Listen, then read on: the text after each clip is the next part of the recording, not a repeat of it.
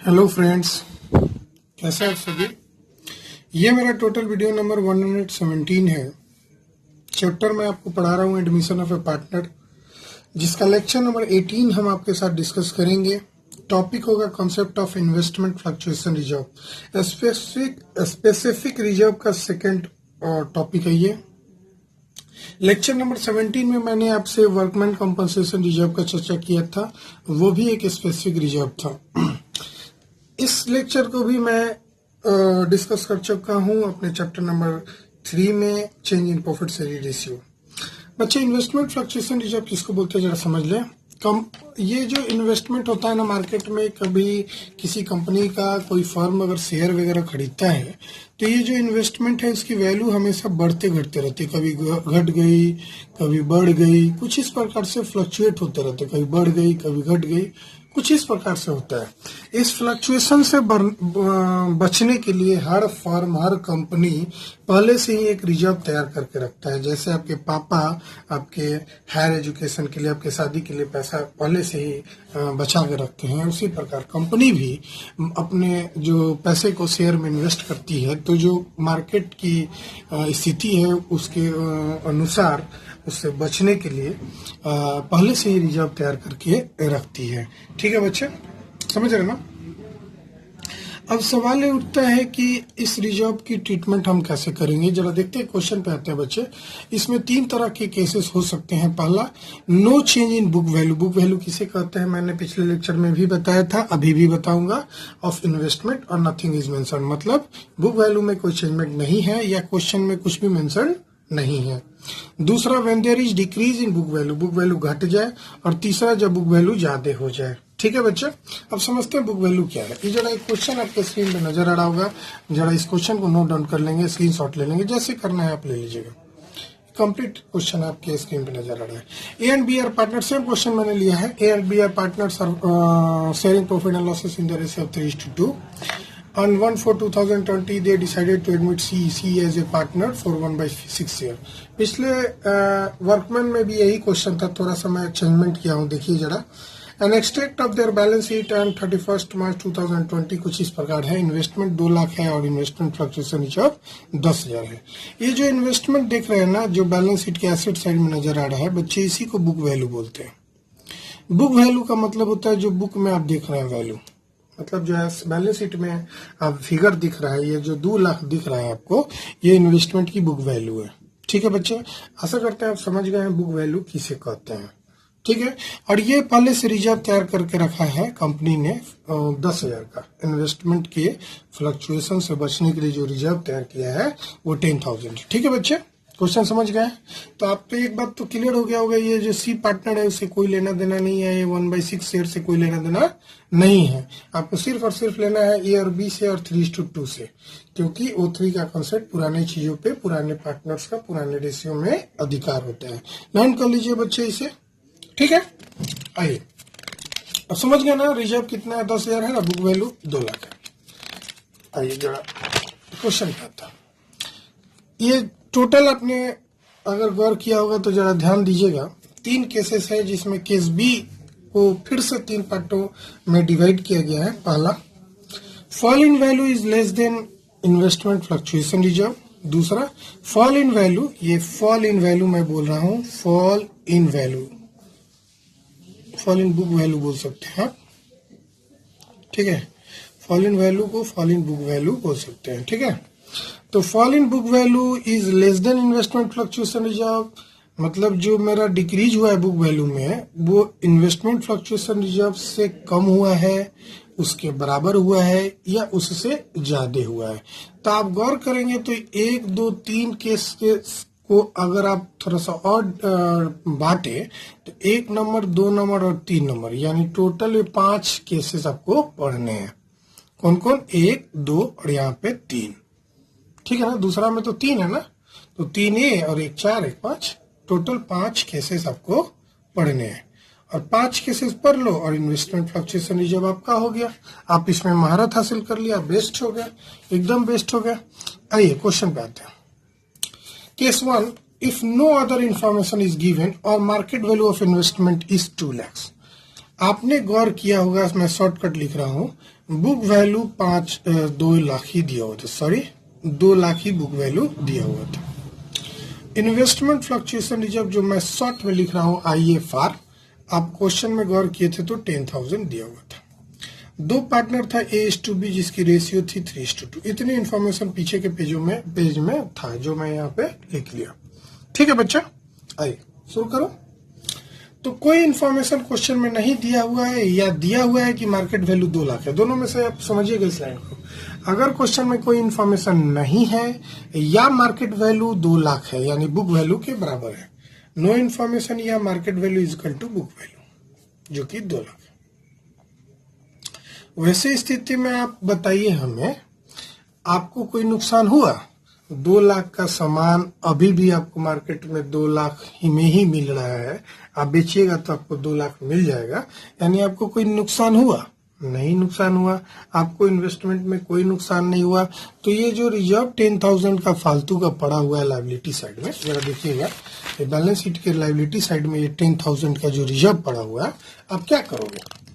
मतलब फिर वही कहानी हो गया कि शादी के लिए पापा ने पैसा जमा किया और शादी के दिन आप रफू चप्पू हो गए, अपने गर्लफ्रेंड के साथ भाग गए, अपने बॉयफ्रेंड के साथ भाग गए, आपने शादी कर लिया भाग के।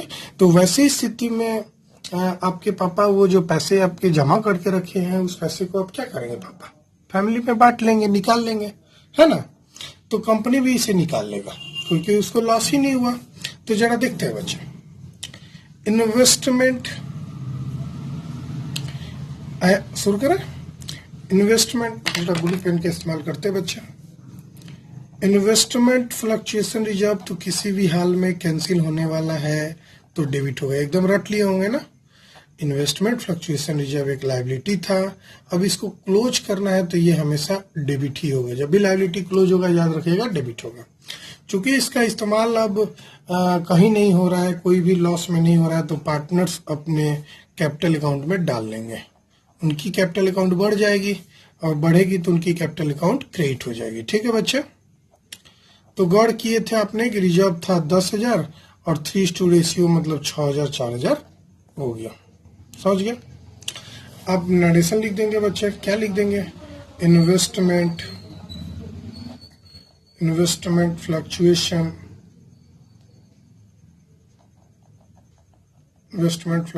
रिजर्व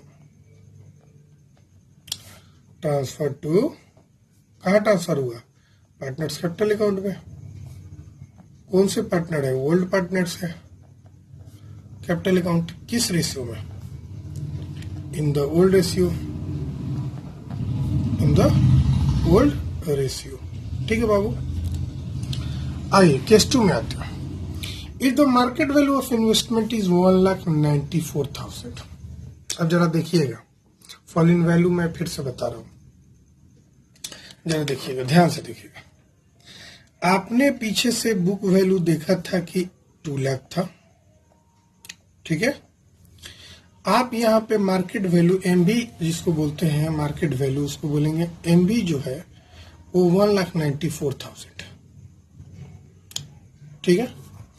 तो एक बात तो क्लियर हुआ, ये दूसरा केस चल रहा है, दूसरा केस में हमेशा मार्केट वैल्यू कम होगा बुक वैल्यू से, ठीक है। ये हमेशा मार्केट वैल्यू क्या होगा?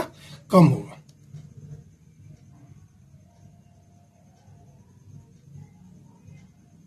ठीक है, आपको लॉस हो गया,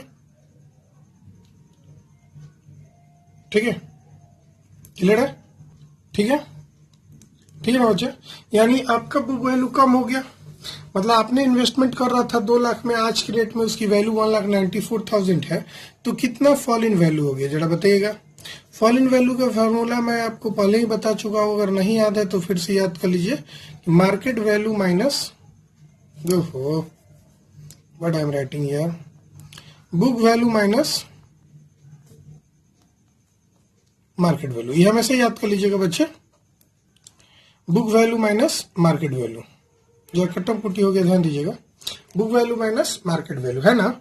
फॉल इन वैल्यू का मतलब जो इतना कमी आ गया, मतलब आपकी प्राइस में जो शॉर्टेज हो गया, मैं केस 2 चल रहा हूँ बी, जो डिक्रीज इन बुक वैल्यू है, तो बुक वैल्यू डिक्रीज हो गया ना, पहले 2 लाख था, आज के डेट में उसकी वैल्यू है 1,94,000।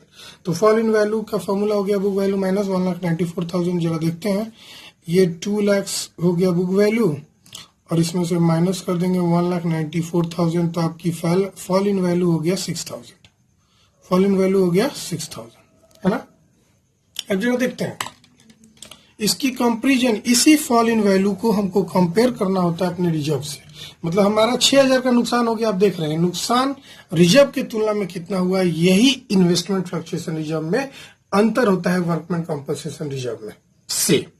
मतलब यहाँ जो आपको नुकसान हुआ, आपकी 2 लाख की सामान आज की डेट में 1,94,000 में बिक रही है, तो जाहिर सी बात है आपको 6,000 का नुकसान हो गया है। इस नुकसान का भरपाई आप रिजर्व से करेंगे, यानी कि फॉल इन वैल्यू जो है वो कम हो गया और इन्वेस्टमेंट फ्लक्चुएशन रिजर्व ज्यादा हो गया। भाई इन्वेस्टमेंट फ्लक्चुएशन रिजर्व 10,000 थी और आपकी नुकसान 6,000 है, तो वैसी स्थिति में आप क्या करोगे, फालतू का जो एक्सेस रिजर्व है वो बांट लोगे, है ना। तो एंट्री क्या करेंगे जरा देखते हैं, इस केस 2 का एंट्री क्या होगा। भाई किसी भी सूरत में मैं आपको एक एंट्री, तो ब्रह्मा का लकीर है, आप याद कर लीजिए कि इन्वेस्टमेंट फ्लक्चुएशन रिजर्व जो है बाबू, ये डेबिट होगा, किसी भी सूरत में ये डेबिट होगा, ठीक है।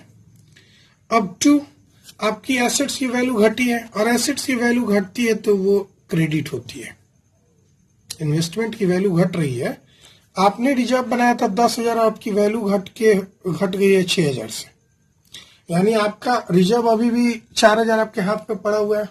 मतलब ये हुआ कि आपके पापा ने आपके पढ़ने के लिए 10,000 रुपीज जमा किए थे और आपके हायर एजुकेशन में 6,000 ही यूटिलाइज हुआ, यानी कि 4,000 पापा क्या करेंगे, निकाल के फैमिली में यूज कर लेंगे। तो फैमिली यहाँ पे कौन है, ओल्ड पार्टनर। ओल्ड पार्टनर का नाम क्या है, A capital account, B capital account. जरा देखिएगा यहाँ करंट भी हो सकता है कभी कभी, करंट कब होगा ये सिखाने की जरूरत है क्या, फिक्स्ड होगा तो यहाँ करंट हो जाएगा, है ना। तो बचा 4,000, 4,000 को 3:2 में बांट दो, ओल्ड रेशियो यही है, तो आपको कितना हो जाएगा, 4,000 को अगर 5 से डिवाइड करेंगे तो कितना हो जाएगा, 8, यानी कि 2,400 और 1,600, 2,400 और 1,600। ठीक है बच्चे, जरा नया से लिख लेना, फॉल इन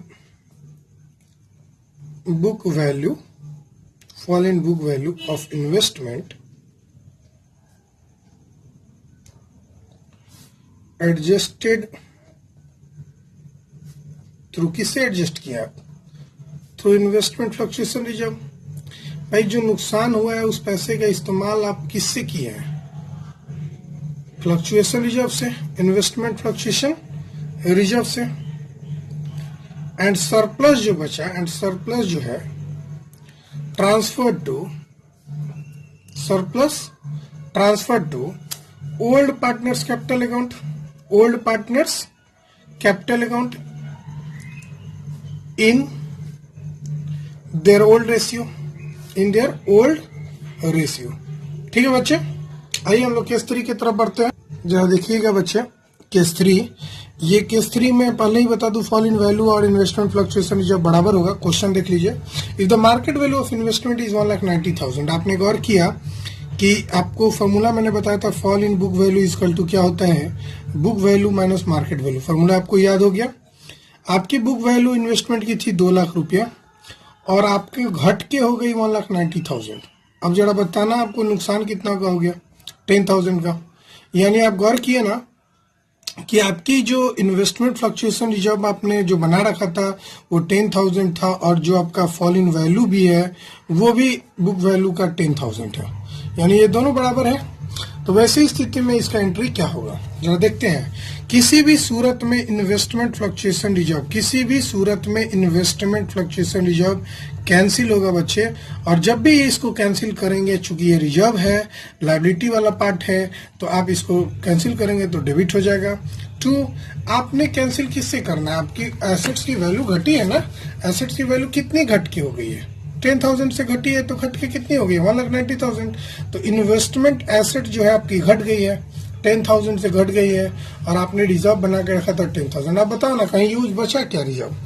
आपके पापा ने पढ़ने के लिए 10,000 रुपया जमा किया था और आपके पढ़ाई में 10,000 लग गया, तो पापा के पास कुछ बचा क्या? नहीं बचा।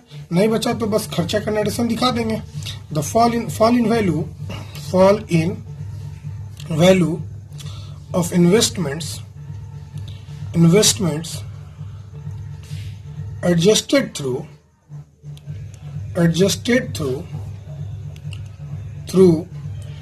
investment fluctuation reserve।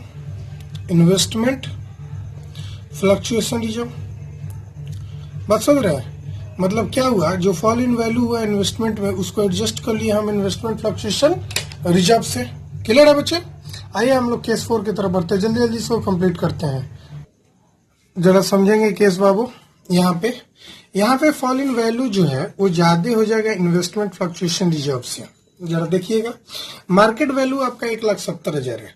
आपने गौर किया फॉल इन बुक वैल्यू कितना हो गया बाबू? आपकी बुक वैल्यू थी 2 लाख और मार्केट वैल्यू हो गया 1,70,000। तो आपको नुकसान कितना का हो गया? तो 2 लाख में से आप घटा लो 1,70,000 रुपया, यानी आपको नुकसान हो गया बच्चे 30,000 का।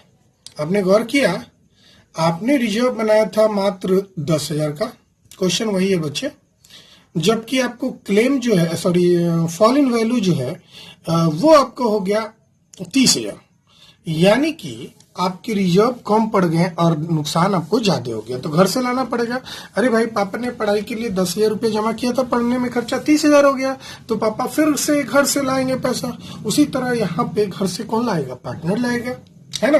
तो जरा देखते हैं, किसी भी सूरत में एक एंट्री तो याद रखिएगा, किसी भी सूरत में इन्वेस्टमेंट फ्लक्चुएशन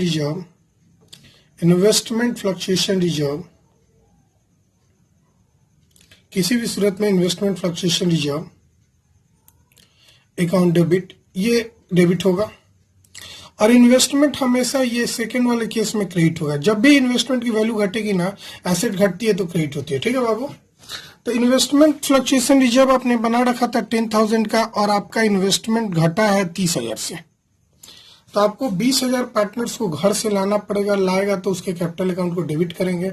डायरेक्टली डेबिट ना करके मैंने एक चीज सिखाया था आपको, रिवैल्यूएशन अकाउंट के थ्रू गुजरना होगा।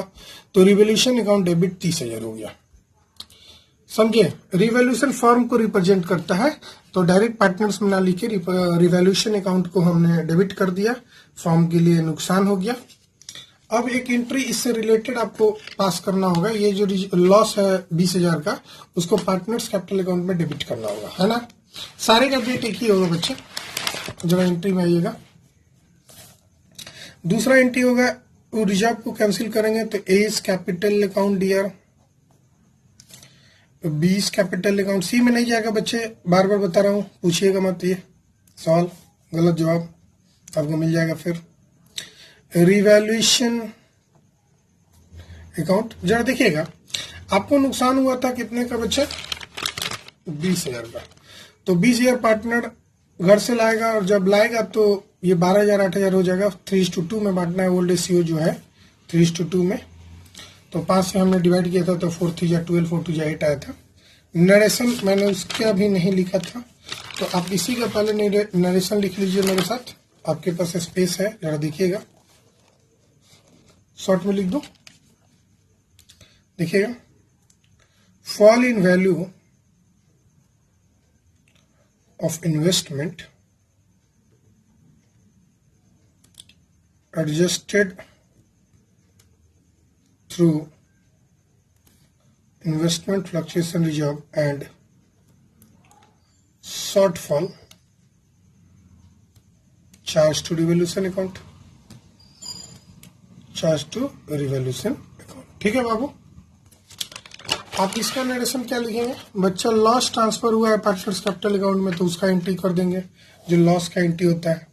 Narration, transfer of loss on revaluation to old partners capital account in their old ratio O3। हाँ, एक बात और बता दो, ये रिवोल्यूशन अकाउंट ऑलरेडी हम पढ़ा चुके हैं बच्चे, फिर से यहाँ पढ़ाएंगे तो घबराने की जरूरत नहीं है अगर आपको मालूम नहीं है कि रिवोल्यूशन क्या है। इसलिए मैं बोलता हूँ कि आप चैप्टर स्किप नहीं करिए। बहुत सारे बच्चों को यहाँ प्रॉब्लम हो रहा है, देख रहा हूँ मैं। आप चैप्टर को स्किप नहीं करें बच्चे। आप चैप्टर को स्किप करेंगे तो थोड़ा प्रॉब्लम होगा। अगर आपने change in profit sharing ratio chapter पढ़ा होगा तो रिवोल्यूशन का कॉन्सेप्ट आपने देखा होगा। आइए हम लोग केस 5 की तरफ बढ़ते हैं बच्चा। आइए जरा देखिएगा बच्चा, केस 5 में मार्केट वैल्यू ही ज्यादा हो गया। मतलब आपकी जो 2 लाख की बुक वैल्यू वाली इन्वेस्टमेंट थी, आज के डेट में उसकी प्राइस जो है मार्केट में भी 2,20,000 है। अब बताओ नुकसान हुआ कि फायदा हो गया? फायदा हो गया। रिजर्व आपने एक तो बचा के रखा था, वो अलग चीज है। वो तो बचा के रखा था, आपको जब आपकी इन्वेस्टमेंट की वैल्यू घटेगी तो यूज करेंगे। ये तो उल्टा पड़ गया भाई। यहाँ पे आपने इन्वेस्टमेंट में पैसे लगा रखा था 2 लाख का, और वो इन्वेस्टमेंट आज की रेट में वैल्यू आपको रिटर्न दे रहा है 2,20,000। तो जाहिर सी बात है बच्चे, आपको 20,000 का तो फायदा हो गया। और आपने एक रिजर्व 10,000 का ऑलरेडी क्रिएट करके रखा है, इन्वेस्टमेंट फ्लक्चुएशन रिजर्व का, तो उस पैसे का तो यूज ही नहीं हुआ। उस पैसे का तो यूज सिर्फ और सिर्फ केस 2 में होता है, जब आपको क्वेश्चन में दिया रहे कि आपकी इन्वेस्टमेंट की जो मार्केट वैल्यू है वो कम है बुक वैल्यू के कंपैरिजन में। मतलब उसकी बुक वैल्यू आज के रेट में कम हो गई है, मतलब मार्केट वैल्यू कम है ना। If the market value is 2,20,000 बढ़ गया, तो आप ये बताओ कि एक तो इन्वेस्टमेंट फ्लक्चुएशन जब ये हमेशा डेबिट होगा, याद रखिएगा बच्चे, मैं फिर से बार बार बता रहा हूं। इसका यूज हुआ कि नहीं ये हमको बताओ, कहीं यूज हुआ क्या? सर इसका यूज तो हम जब इन्वेस्टमेंट की वैल्यू घटेगी तो होगी। भाई आपने जो, आप यूं सोचो, आपके पापा ने शादी के लिए 10,000 रुपया जमा करके रखा था और आपने पापा को कमा के पैसा दे दिया कुछ ज्यादा ही, तो पापा वो रिजर्व का यूज ही नहीं करेंगे। आप ही के पैसे से, कमाया हुआ पैसे से आपकी शादी कर देंगे। आपने जो कमा रखा है पहले से, उसी पैसे का यूज कर लेंगे। पापा का रिजर्व भी बच जाएगा, वो अपने घर में यूज कर लेंगे। यहाँ घर का मतलब क्या हुआ? पार्टनर्स। तो एज कैपिटल अकाउंट, समझ रहे हैं, टू बीज कैपिटल अकाउंट, है ना। कितना का रिजर्व आपने बनाया था भाई? 10,000 का था, 6,000 4,000 हो जाएगा, है ना, क्योंकि रिजर्व का यूज हुआ नहीं। सीधे लिख देंगे investment fluctuation reserve transfer to partners capital account. भाई कितना बार मैं एक ही नरेशन लिखूं? आप तो इतने स्मार्ट है कि हमसे पूछने की जरूरत ही नहीं, आप तो ऐसे ही लिख दोगे capital account in old ratio. ठीक है, आगे बढ़ते हैं। अब आप गौर करो बाबू, आपकी इन्वेस्टमेंट की वैल्यू घटने की जगह बढ़ गई। आपकी इन्वेस्टमेंट की वैल्यू घटने की जगह बढ़ गई, मतलब इन्वेस्टमेंट अकाउंट डेबिट हो गया। कितना से? भाई इन्वेस्टमेंट की वैल्यू 20,000 से बढ़ी है। जरा देखो ना, आपकी बुक वैल्यू 2 लाख था, मार्केट वैल्यू 2,20,000 है, तो आपकी इन्वेस्टमेंट कितने से बढ़ गई? 20,000 से।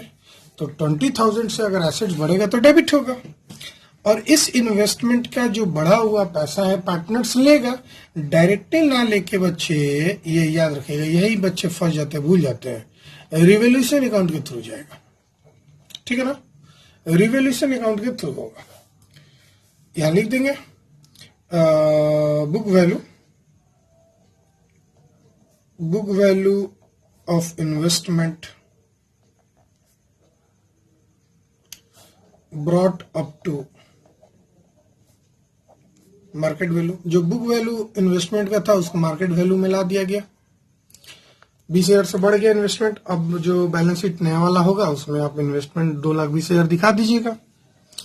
अब ये रिवोल्यूशन का जो प्रॉफिट हुआ, रिवोल्यूशन जब भी क्रेडिट होता है तो याद रखिएगा प्रॉफिट हुआ, पार्टनर्स बांट लेंगे, मैं बताया ना।